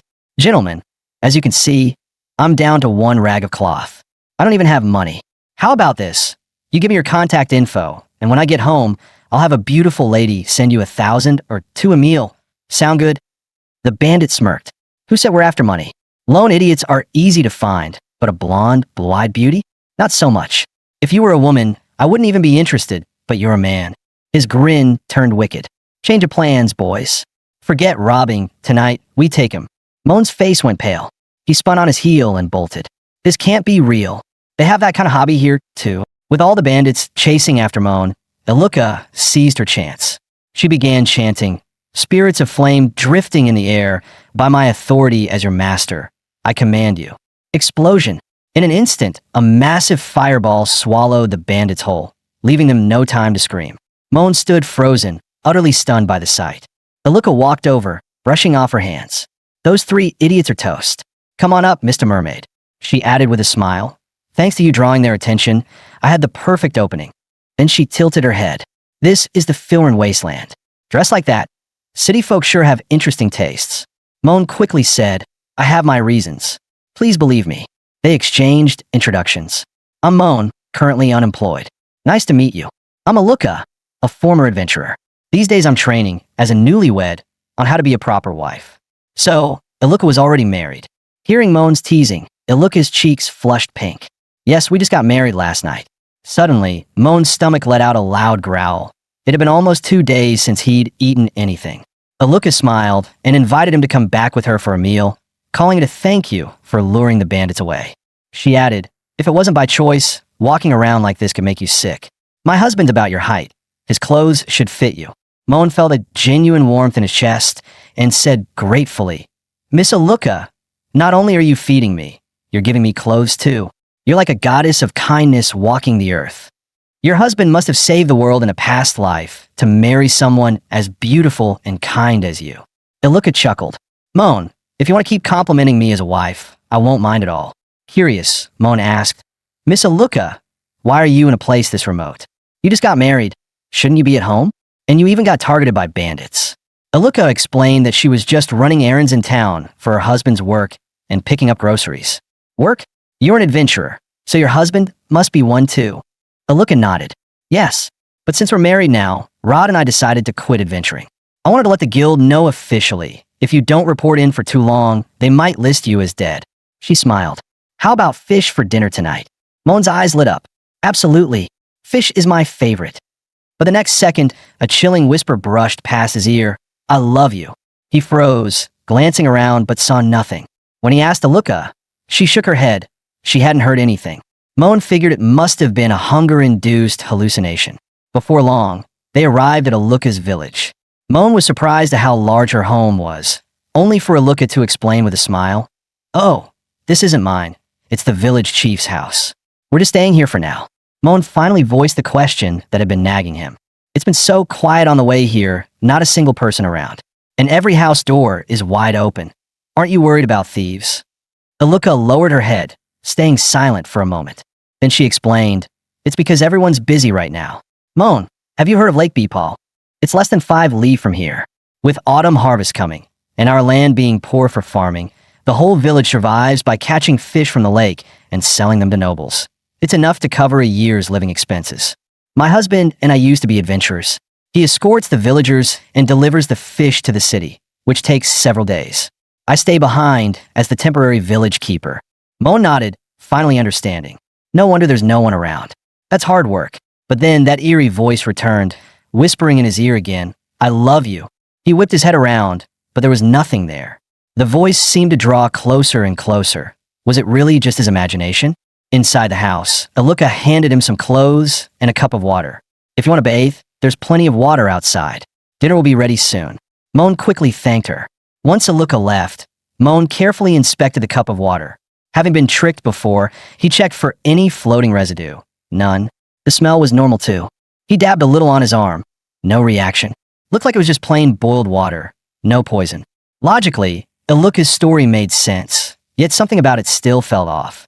Not long after, Moen had polished off every bite of the fish she'd cooked. That was amazing. Miss Aluka, your cooking rivals my maid's back home. I'm sure you'll make an exceptional wife one day. You flatter me. It's just a simple meal. But since you mentioned a maid, I take it you're not an ordinary man, are you? Moen smiled and finally introduced himself, slipping in a request. Have you heard of the Campbell family? One of the Empire's 4 great ducal houses. My full name is Moen Campbell, son of Duke Ronan Campbell. Right now, I'm being hunted for certain reasons. I'd like to use your status as an adventurer to rent me a horse or carriage from the guild and send a letter back to my family.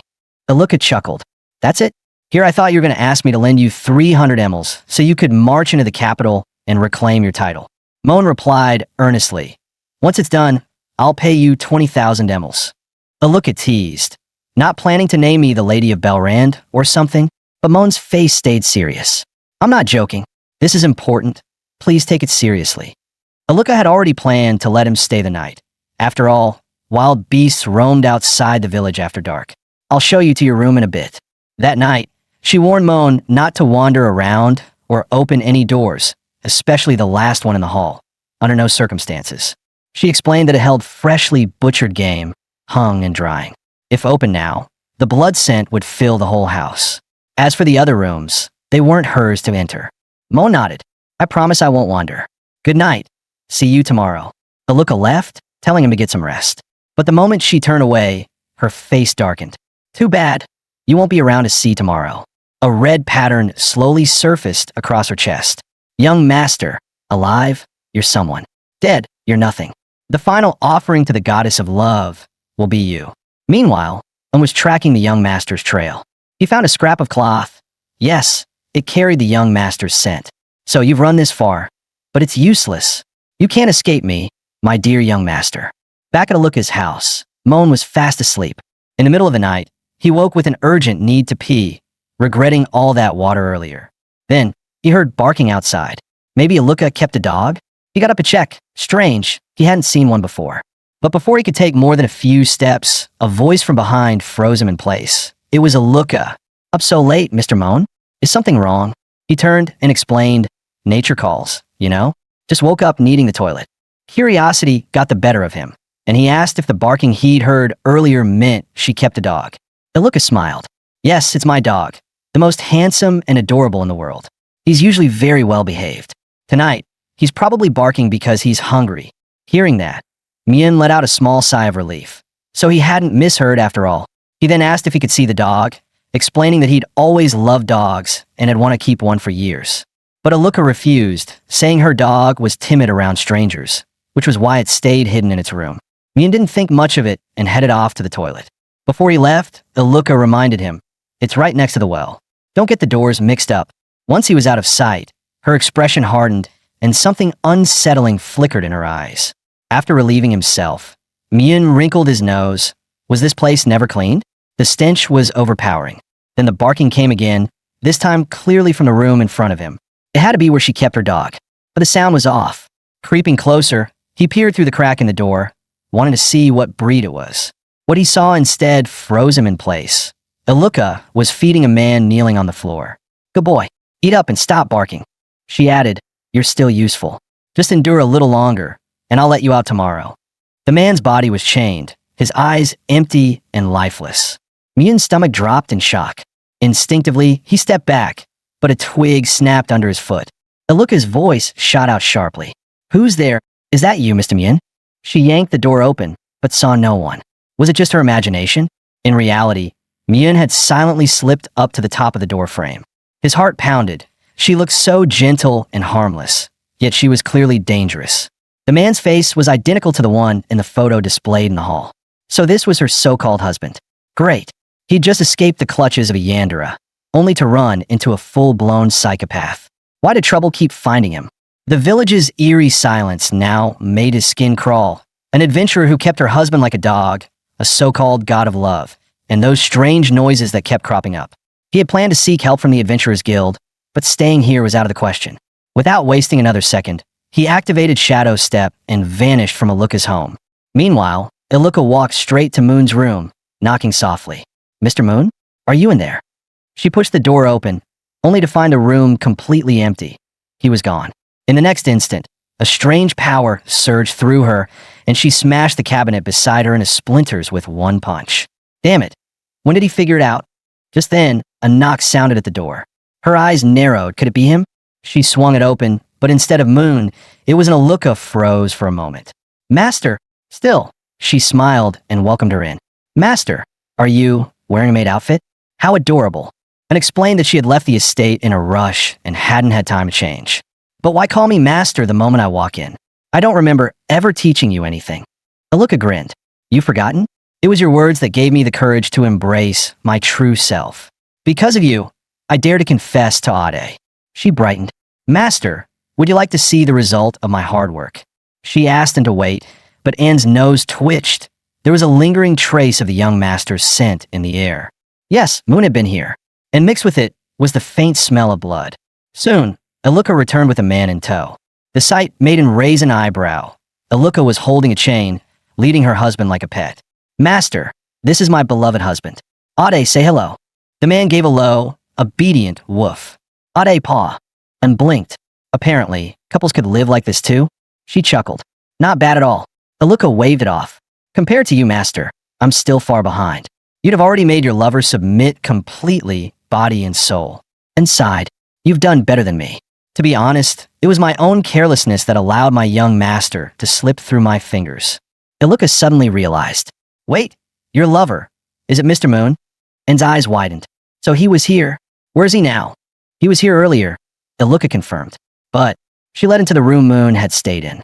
I found him on the road this afternoon, in tattered clothes, so I let him stay here. But not long ago, I heard a noise, and when I came to check, he was gone. He's been gone less than 2 hours. She quickly added, "Don't worry, master. I've learned a hunter's tracking spell that can reveal his footprints. At night, he won't have gotten far. If we go now, we can still catch him." She began preparing her spell, warning, "Please don't wander around. This place isn't mine, and especially don't open any other rooms. It's safer to stay right here," and nodded. "All right, I'll wait here for you." Once Aluka left and lay down on the bed Moon had slept in, clutching his pillow. "Young master, you crossed 3 cities to get here. Do you really hate me that much?" Suddenly, she noticed someone else. The husband of Aluka was still in the room. In the next moment, he cried out, as if his consciousness was returning. "Yeah, everyone," he muttered, shaking, and quickly asked, "Are you all right?"